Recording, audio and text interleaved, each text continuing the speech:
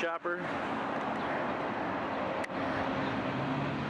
Got a big old plume of smoke for as far as the eye can see. I talked to the guy at this State Frame. He's inside there working.